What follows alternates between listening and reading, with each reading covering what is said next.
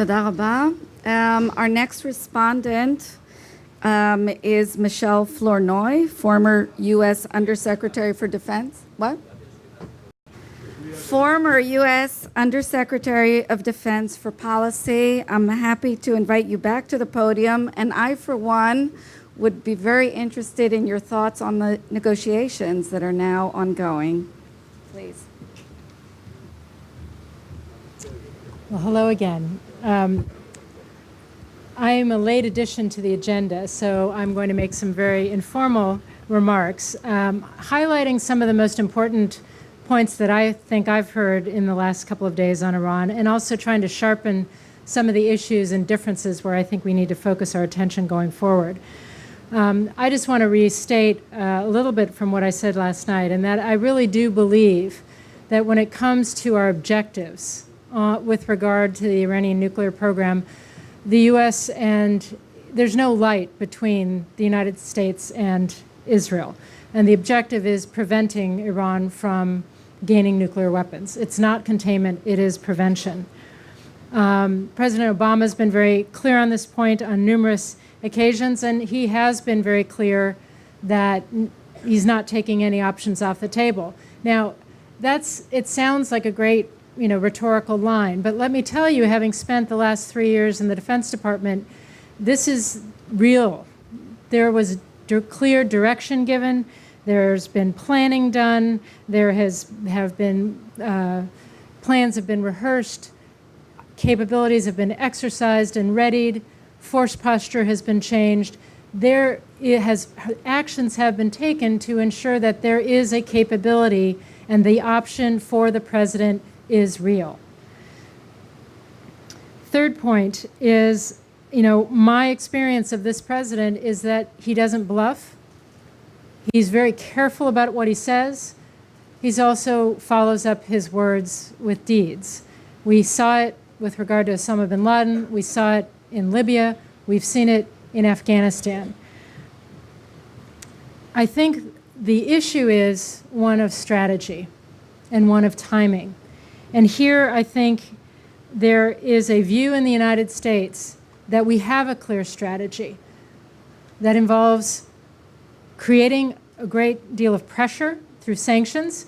And I'll remind everybody that pressure is about to get much, much worse, with sanctions on the central bank kicking in, with additional sanctions on Iranian's oil products kicking in this summer, that the focus should be on sanctions that are so crippling that they do change the Iranian calculus, the regime's calculus with regard to its own survival vis-a-vis or versus its pursuit of nuclear weapons, at least in the near term.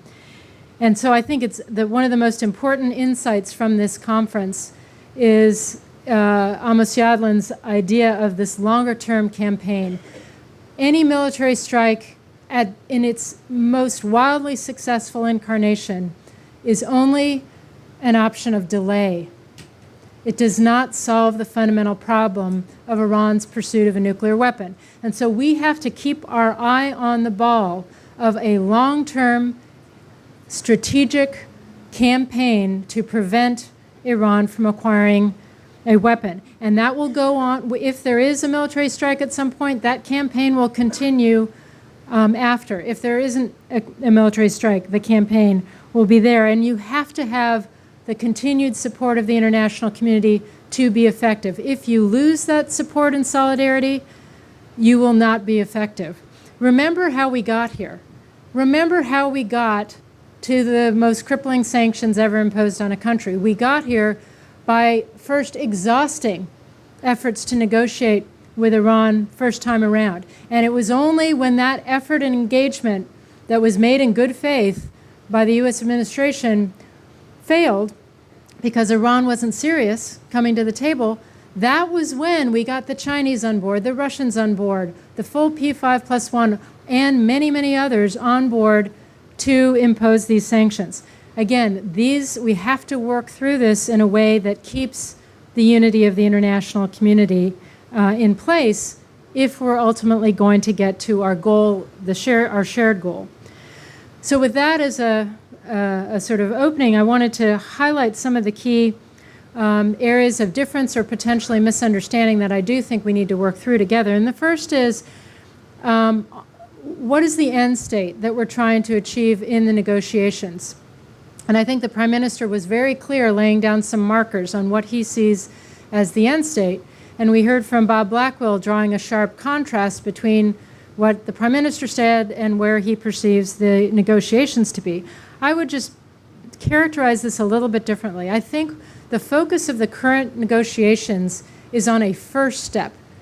It's not the ultimate end state, because that will come down the road. It is the first step of let's address the most acute, most immediate problem, which is the 20% enrichment, what's going on at GOM, stopping that, removing that material, putting some time back on the clock in terms of the progress of the program.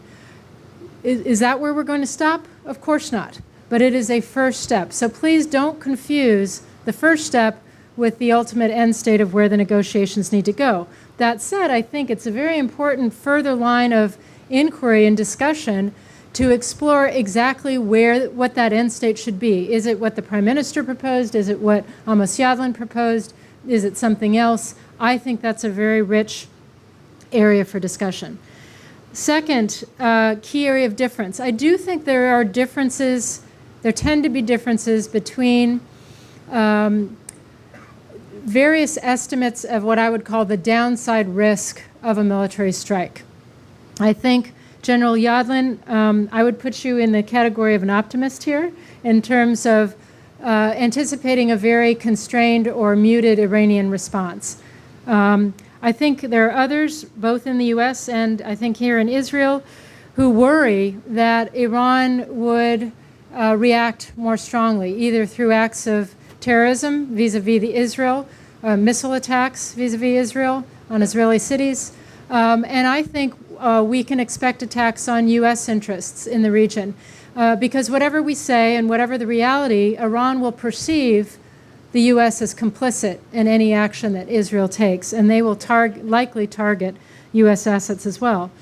I think we have to be very careful not to underestimate the great potential for miscalculation. Even if Iran thinks it's being careful and being constrained, given the forces that are in the Gulf, given the degree to which we so frequently misread each other, I think the risk of a miscalculation at the tactical level escalating quickly into some kind of strategic conflict is very, very real. I think regional reactions are a wild card. And as we've heard from Director Dagan, I think there's risks associated with accelerating the program post-strike and or creating greater internal cohesion inside Iran than was there beforehand. So these, again, I just think we have to be very careful. These are not necessarily arguments to say we should never consider the military option. The military option has to be on the table, and it may at some point be the right option, but we shouldn't underestimate the downside risk, because if we ever choose to pursue that option, we're going to have mitigation strategies to deal with these risks. Third key difference here, and I think this is really the central choice for Israel, and that is it in Israel's best interests, or does Israel have to address this threat alone? Or is it better for Israel to address this threat in the context of an international campaign? You really we've heard put on the table two very different conceptual paradigms of the problem. You have the one paradigm from Minister Barak, I think he's articulated it most frequently, of the zone of immunity, and that the time for action is before the Iranian program goes into Israel's zone of immunity, meaning Israel by itself with its own capabilities and nobody else's must act to stop the program or to delay the program. That's one paradigm. The other paradigm is, I think, what General Yadlin and INSS laid out in their paper, which is this notion of an international campaign pre-strike and post-strike, that you have to make sure that Israeli actions are embedded in and supportive of a long-term, many years-long effort to prevent this program, to not only delay it, but ultimately prevent it. Those are two very different paradigms that suggest very different actions and timelines for Israel. And again, this is a very important area of discussion for us. The fourth point I'd highlight or try to sharpen is we've heard many people talk about the issue of strategic trust. And I think whether Israel is comfortable with the zone of immunity paradigm where you have to act alone and act sooner rather than later, or this paradigm of a broader international effort that's sustained over time, it comes down to your comfort level, your degree of strategic trust that the U.S. will be with you, that others will be with you. And I think here we need to move the conversation beyond the sort of discussion of dynamics between individual personalities and the tone of relationships between particular people. This is a matter of, do we think our strategic interests are in line? Both Israel and the United States will ultimately act in their strategic interests. And my assessment is that our strategic interests are very much in line. Both of us understand that an Iranian nuclear weapon would lead to a cascade of proliferation in the Middle East, a potential nuclear arms race that would be extremely destabilizing and in nobody's interest. Both of us realize that it would provide greater cover for Iranian coercion in the region, for further destabilizing activities, for their support for terrorism, and so forth. So I think our strategic interests and our understanding of the implications of this are very much aligned. So then it comes to Uzi Arad's question, which is the credibility of the U.S. commitment. Do you believe that we see this in the same way and that the U.S. will ultimately back up our statements with actions? And here, we can all argue till we're blue in the face, but here I think my mom always used to say, actions speak louder than words. Look to the actions. What do the actions tell you? So what the actions tell you is there's, I believe, a lot of credibility to what this administration has stated with regard to its commitment to Israel in general and on this issue in particular. When you look at our diplomatic credibility, whether it's been, when there was the Goldstone report unfairly signaling out Israel for criticism, we challenged it.